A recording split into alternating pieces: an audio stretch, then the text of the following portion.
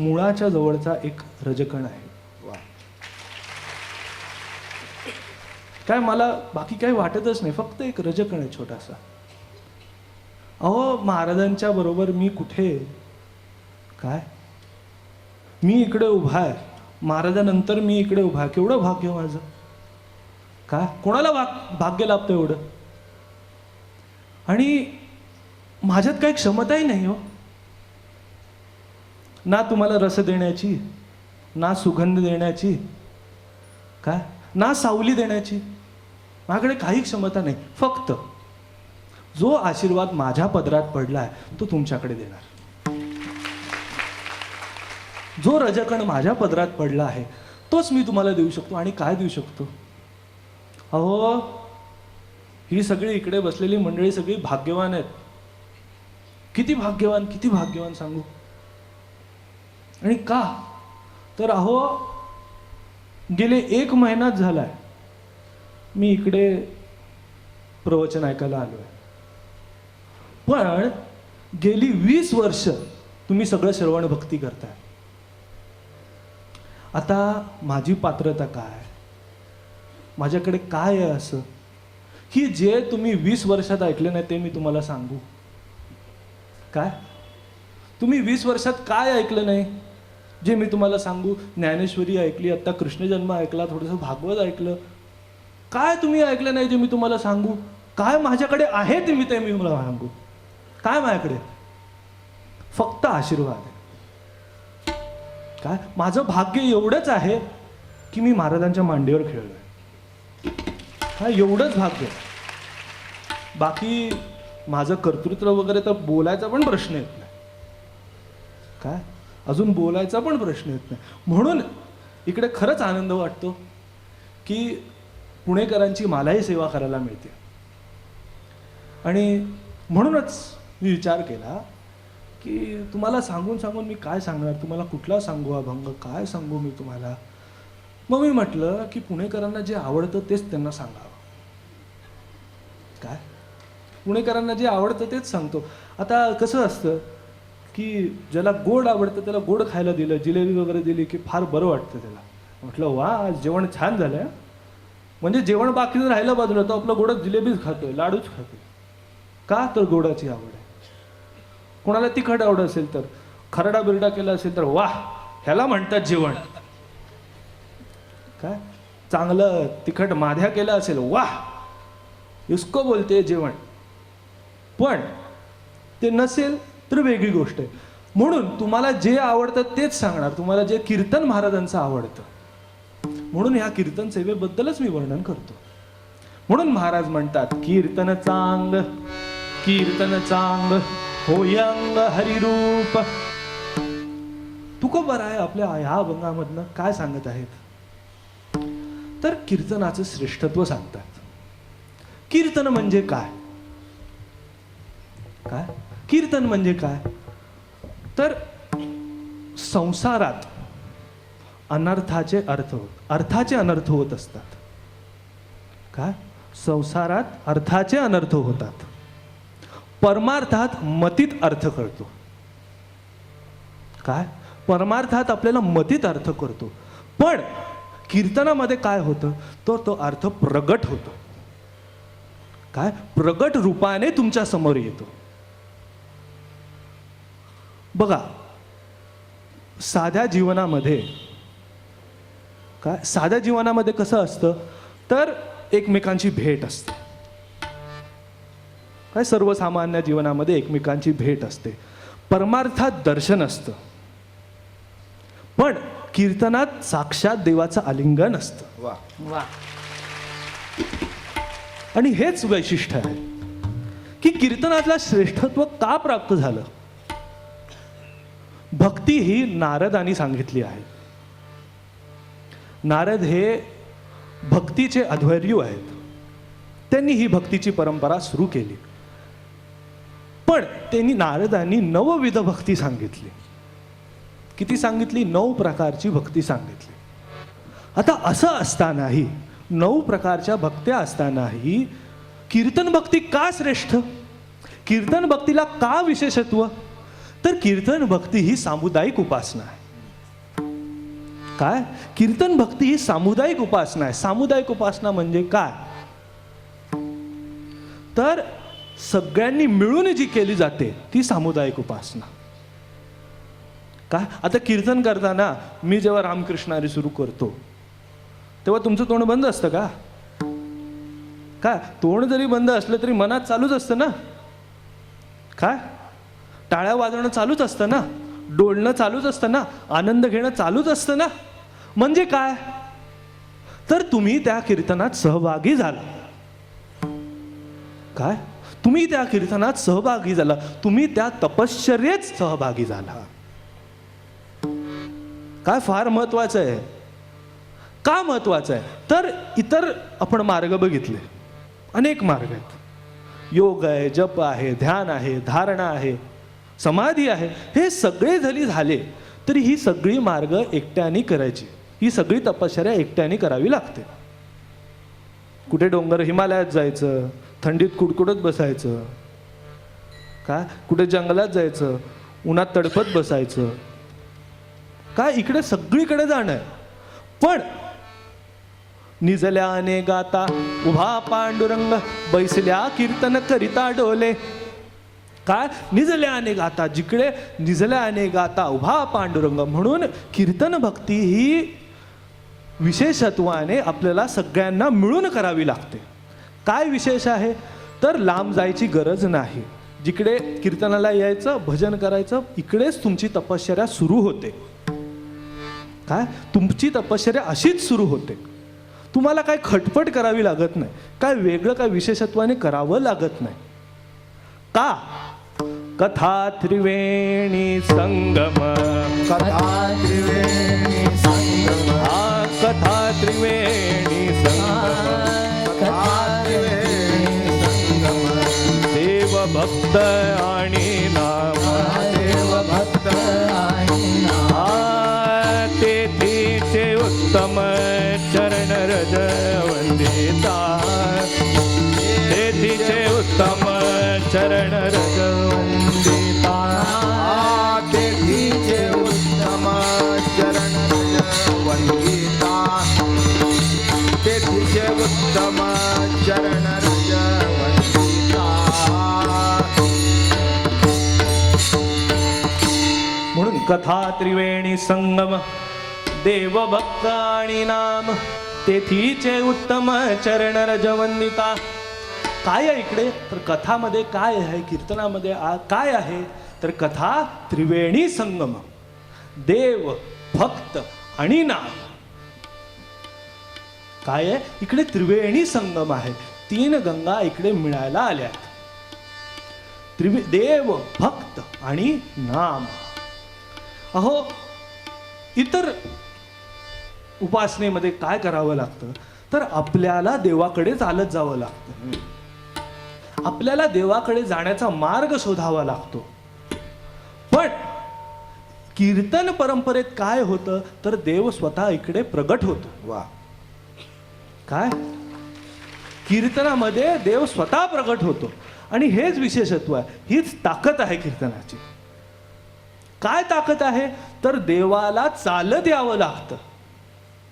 भक्तांकरता चालत यावं लागतं, पळत यावं लागतं. आणि कौतुक आहे नाही देवाचं? काय काय कौतुक आहे? अहो, जो ना तुडे ध्यानी समाधी साधनी स्वानंदे कीर्तनी नाचत असे. काय? जो योग्यांच्या पाठी जात नाही, ज्ञानियांच्या पाठी जात नाही, कर्ममार्गांच्या पाठी जात नाही, तो स्वानंदे कीर्तनी नाचत असे. वा, काय कौतुक आहे. आणि हेच कीर्तनाला विशेष करतं. हेच कीर्तनाला एक वेगळी छाप देतं की देव स्वतः इकडे चालत येतो, भक्तांकरता स्वतः येतो. आणि म्हणून कीर्तन चांग, कीर्तन चांग. काय? आपण आता जरा इतर मार्गांचं विश्लेषण ऐकू. काय? ज्ञान मार्ग आहे. ज्ञान मार्ग हा श्रेष्ठतम मार्ग मानला गेला आहे. पण असं असतानाही ज्ञान मार्गामध्ये अहंकार होण्याची फार मोठी शक्यता आहे. ज्ञान मार्गावर चालत असताना जसं ज्ञान घडत जातं, जसं ज्ञान होत जातं, जशी प्रतीती येत जाते तशी त्या प्रतीती बरोबर अहंकार जोडीने येतच असतो. नवलया अहंकाराची गोठी, विशेषण लगे अज्ञाना पाठी, सज्ञानाच्या झोंबे कंठी, नाना संकटे नाचवी. काय? नवल अहंकाराची गोठी. नवले अहंकार काय करतो अहंकार माहितीये का? तर अज्ञानाच्या पाठी जातच नाही. काय? अज्ञानाच्या पाठी तो जातच नाही. विशेष न लगे अज्ञाना पाठी, पण सज्ञानाचे झोंबे कंठी, नाना संकटे नाचवी. काय करतो अहंकार? तर जो ज्ञानी असतो तर त्याच्या अशा कंठाशी लागून असतो. काय? तो कंठलंगोड बघितली आहे ना? काय होतं की ऑफिसमध्ये जाताना सकाळी असे घालून जायचं, पण संध्याकाळी येईपर्यंत ती अशी इथपर्यंत झाली असते लोंबून. काय? सकाळी बघितलं तर अशी नीट नीटका मस्त समोसा नॉट असते. काय? समोसा नॉट. पण तो समोसा मस्त असा गळत गळत गळत गळत संध्याकाळपर्यंत खाली येतो. अहो सहन होत नाही. काय? ते पेलवत नाही, सतत घालू शकत नाही, श्वास नीट घेता येत नाही. तर त्याप्रमाणेच ते ज्ञान आपल्याला जर पचलं नाही तर गळ्याशी येतं. काय?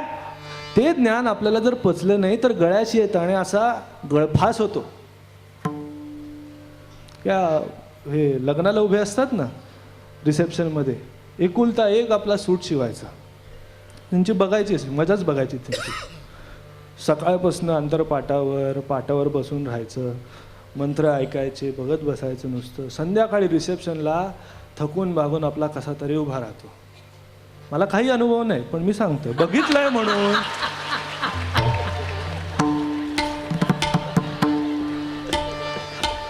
काय? आम्हाला अनुभव नाही, पण दिसतं ना आम्हाला. हाल होतात ते दिसतंय ना आम्हाला. तो असा गळत गळत गळत गळत मग ती बाजूची बहीण येते आणि असं असं करते. काय त्रास होच. काय तो मनातल्या मनात म्हणतो काय त्रास देते. म्हणून ज्ञान कितीही श्रेष्ठ असलं, कितीही मोठं असलं तरी त्रास त्याचा होतोच, त्याचा अहंकार येतोच. अलोडोनी वेदशास्त्रार्थ, ज्ञाते पणदे पंडित, गर्वे हिळसती भक्तिपंथ, अतिउन्मत्त ज्ञातृत्वे. शेळी उसाची चवी गाडी, नेणोनी पाचोळा करंडी, तेवी नेणोनी हरिभक्तीची गोडी, अज्ञान बापुडी विषय लुब्ध. काय होतं? अलोडोनी वेदशास्त्रार्थ, ज्ञाते पणजे पंडित. काय? तर ज्यांनी वेदशास्त्राचा अभ्यास केला आहे, स्मरण केलं आहे, मनन केलं आहे, त्यांचं कसं असतं? तर ते त्यांच्या अभ्यासात त्यांचा अहंकार एवढा वाढतो. काय? आता महाराज म्हणतात म्हणून उन्मत्त होतात. मी शब्द वापरत नाही. महाराज काय म्हणतात? अति उन्मत्त ज्ञातृत्व. काय? त्या ज्ञानाचा अहंकार त्यांना एवढा उन्मत्त करतो की भक्तिपंथाला ते हेटाळणी करतात. काय करतात? ते भक्तिपंथाची हेटाळणी करतात. काय विठ्ठल विठ्ठल करताय? काय 2 तास उगाच वेस्ट ऑफ मॅन आवर्स. त्या 2 तासात मी किती कमवले असते. हो असून दे, पण मनाचं समाधान लाभतंय का? काय? मनाची शांतता लाभते का? सतत त्या ज्ञानाच्या अहंकारातच एवढा फुगलेला असतो आणि असा वर वर वर वर वर वर तरंगत जातो. पण असा पक्षी उडत येतो आणि अशी चोच मारतो, फाट डायरेक्ट खाली. काय? म्हणून अहंकारा ज्ञानामुळे आपण वर वर वर वर झाल, पण त्याच्याबरोबर जर भक्ती नसेल, प्रेम नसेल, भजन नसेल, नाम संकीर्तन नसेल तर त्याचा काही उपयोग होत नाही. काय? पुढचं पाठ मागचं सपाट. काय? पुढचं पाठ मागचं सपाट. अहो तुम्ही ज्ञान ग्रहण केलं, पण त्या ज्ञानाच्या जोडीला जो ज्ञेय परमात्मा आहे तो जर जाणून घेतला नाही तर काय उपयोग आहे? तुम्ही तपश्चर्या करताय, भजन करताय, नामसंकीर्तन करताय, सगळं करताय, पण ते जर देवाला अनुसरून केलं नाही,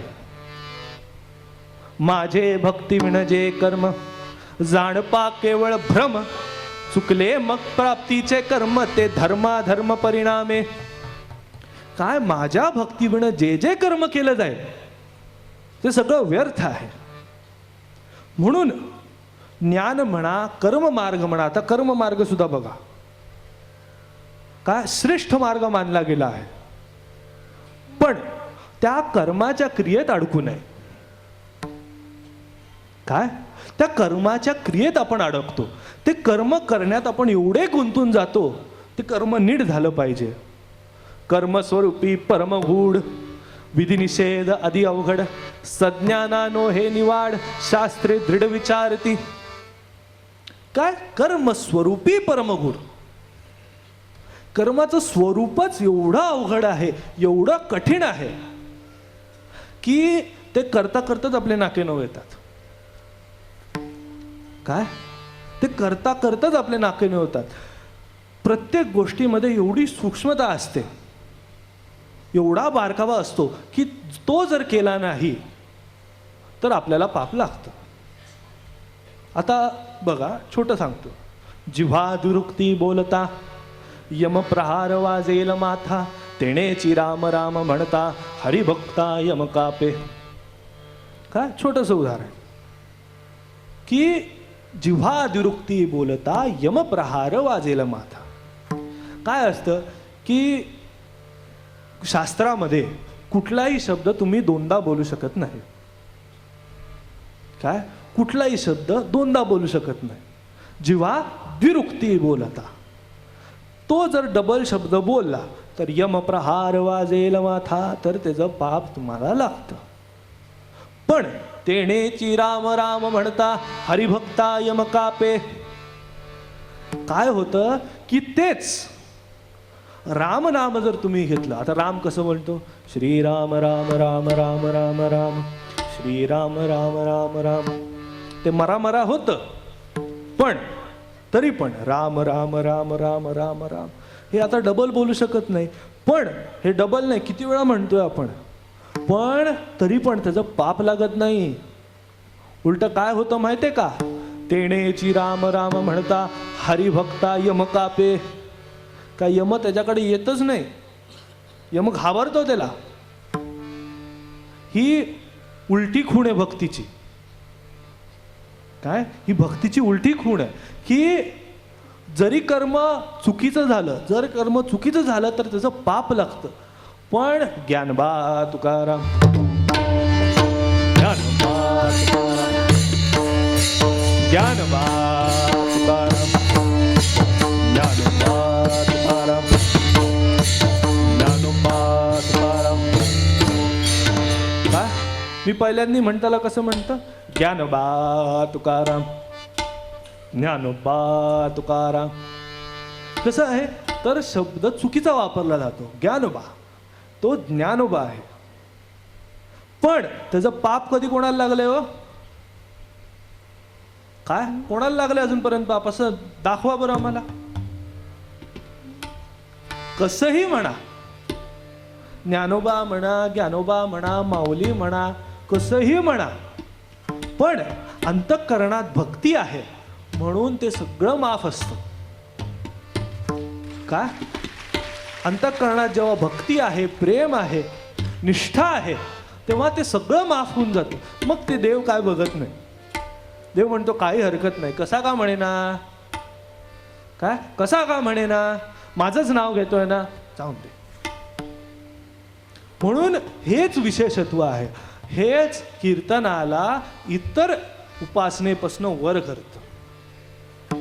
काय कीर्तनाला हेच विशेषत्व देतं की कीर्तनाचा सोपेपणा. अहो कोणीही कसंही कधीही कुठेही नाम घ्या, काय कसंही सहज, झोपताना घ्या, उठताना घ्या, कसंही घ्या, पण ती माझी भक्ती, माझं प्रेम अंतःकरणात टिकवून धरा. म्हणून कर्म जरी गूढ असलं, कर्मस्वरूपी परम गूढ, विधी निषेध अति अवघड, सज्ञानानो हे निवाड, शास्त्रे दृढ विचारती. अहो सज्ञानांना सुद्धा करताना अवघड जातं. काय, जे कर्म मार्गावर चालतात त्यांना सुद्धा हे कर्म करताना किती अवघड जातं. तर तुम्हा आम्हाची गोष्ट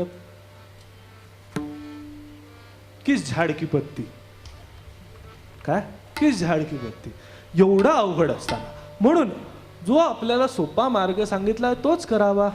म्हणून कीर्तन चांग, कीर्तन चांग होय अंग हरिरूप. काय होतं कीर्तनात, तर सामुदायिक उपासना होते, जेणेकरून नुसता कीर्तनकार नाही तर कीर्तनकार बरोबर सगळ्या श्रोत्यांनाही ते पुण्याचा लाभ होतो. काय, तिकडे एकटं करून तो एकटा आपला मुक्त होईल, काय त्याला स्वर्गप्राप्ती होईल, मुक्ती होईल त्याला.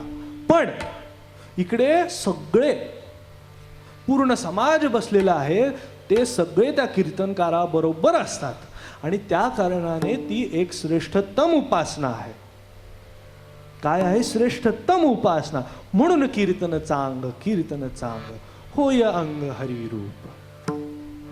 ज्ञानामध्ये माणूस उन्मत्त होतो, पण भजनामध्ये काय होतं, कीर्तनामध्ये काय होतं, तर तो लोटांगण घेतो, आलिंगन घेतो. आणि ज्ञानाची असो कुठल्याही मार्गाची परिपूर्णता कधी येते, तर त्या जोडीला जेव्हा भक्ती येते, नामस्मरण येतं, तेव्हा त्या मार्गाला परिपूर्णता येते. आता ज्ञानाचं आणि भक्तीचं काय वैर नाही आहे. काय, भक्ती ते मूळ, ज्ञान ते फळ, वैराग्य ते केवळ ते तिचे फूल. काय, त्यांचं काय वैर नाही आहे ज्ञानाचं आणि भक्तीचं. पण दोघंही जेव्हा बरोबर चालतात तेव्हा भक्ताला परिपूर्णतेची अवस्था प्राप्त होते. काय, भक्ताला परिपूर्णतेची अवस्था प्राप्त होते. आणि म्हणून कीर्तनाला यावं. म्हणून महाराज म्हणतात कीर्तन चांग. का चांग, तर सगळ्यांना धरून आहे. सर्वसामान्य माणूस ते अनुसरून करू शकतो, सहज करू शकतो. आणि म्हणून कीर्तन चांग, कीर्तन चांग होय अंग हरिरूप. काय होईल कीर्तनात, हा एक अलौकिक भाग आहे कीर्तनाचा. काय, हा श्रेष्ठतम आहे. का, तर होय अंग हरिरूप. काय होतं, अंग हरिरूप होतं. आता आपण ऐकतो की जीव ब्रह्माचं ऐक्य होतं. काय, जीव ब्रह्माचं ऐक्य होतं. पण अंग कसं हरिरूप होतं. सजातीयांचं ऐक्य असतं, पण विजातीयांचं ऐक्य कसं होईल. काय, जे एक जातीचे आहेत, जे एका प्रकारचे आहेत. आता आत्मा कोणापासून निर्मित झालाय, तर ब्रह्मदेवापासून, ब्रह्मापासून. आणि तोच जाऊन त्याला मिळतो, ह्याच्यात काही विशेष नाही, हे सहज होऊ शकतं. पण जी काया घाण असते, मळमूत्राचा बांधा, काय, मळमूत्राचा बांधा ही काया, शरीर सर्वात वाईट मानलं गेलं आहे. आणि असं असतानाही ते शरीर देवाशी एकरूप कसं होतं, ती काया ब्रह्मरूप कशी होते. काय, शरीर शरीर दुःखाचे भांडार, शरीर दुःखाचे भांडार, शरीर दुःखाचे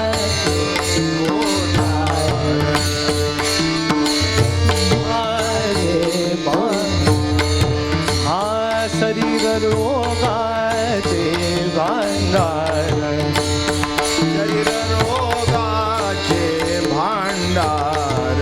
हा नाही अपवित्र शरीराय, नाही अपवित्र शरीराय रे. शरीर उत्तम चांगले, हा शरीर उत्तम चांगले. शरीराई शरीर उत्तम चांगले हा शरीर उत्तम चांगले हा शरीर सुखाचे घोषले हा शरीर सुखाचे घोषले शरीर साध्य होय केले हा शरीर साध्य होय केले हा शरीर साधिले परब्रह्म शरीर साधिले परब्रह्म शरीर उत्तम चांगले हा शरीर उत्तम चांगले हा शरीरे साधिले परब्रह्म शरीर उत्तम चांगले शरीर उत्तम चांगले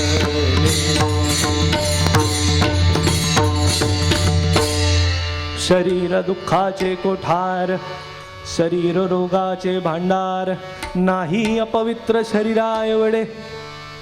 काय म्हणतात इकडे महाराज की शरीर तुकाराम महाराज आपल्या अभंगमधनं सांगतायत की शरीर दुःखाचं कोठार आहे शरीर रोगाचं भांडार आहे. अहो शरीरानेच आपल्या या शरीरामध्ये आपण ह्या संसारात वावरतो आणि त्याच्यामुळे एवढा त्रास आपल्याला सहन करावा लागतो. किती त्रास तर त्याच्यामुळे जो आत्मा आहे जो मूळचा परमात्मा आहे त्याच्याशी आपल्याला एकरूप होणं अवघड असतं. काय त्याच्याशी एकरूप होणं फार अवघड. पण हरिनामाने नामसंकीर्तनाने ते सहजरित्या साध्य होऊ शकतं.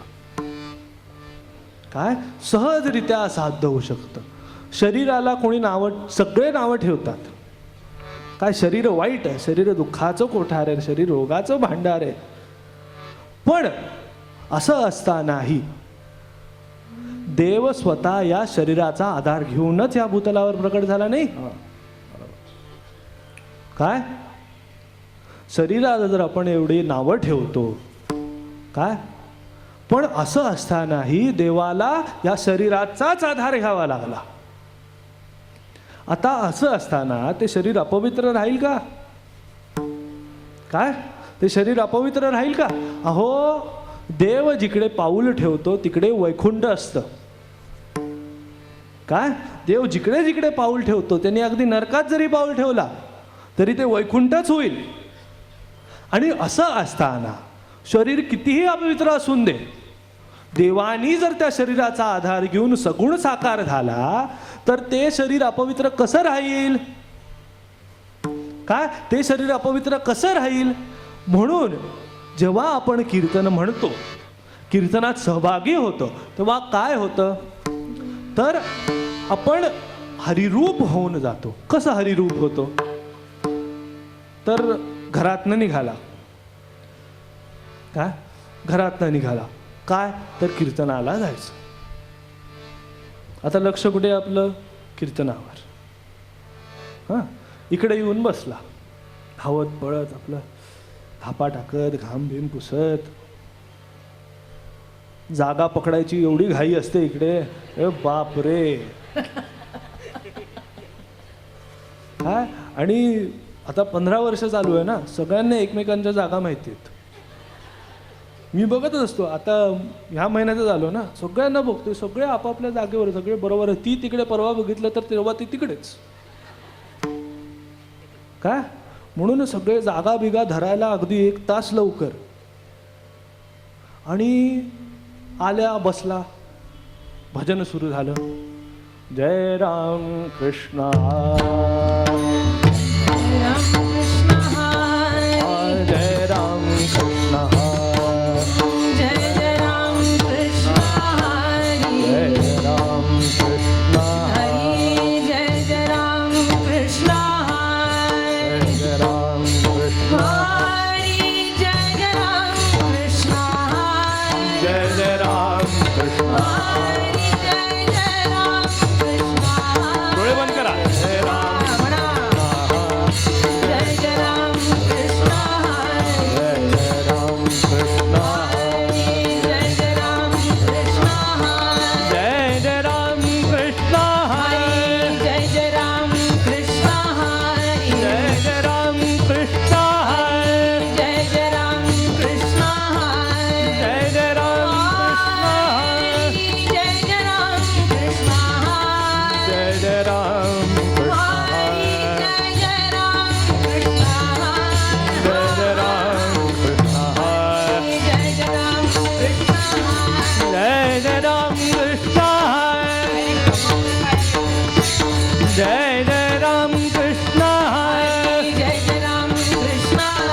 जय जय